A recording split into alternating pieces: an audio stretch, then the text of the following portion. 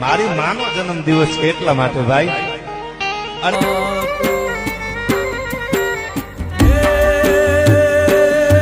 સમરણ કરું માં શારદા વાણી રૂપે વાઘેશ્વરી સંતાપ સગડા કાળ જોવાય આદ્ય જગતી ઈશ્વરી કરણી અને કથની તણા સૌ દોષ ને પરખાવજે અરદા કરું માયાટલી હા બાય હામું પૂરજે હા બાય હામું પૂરજે.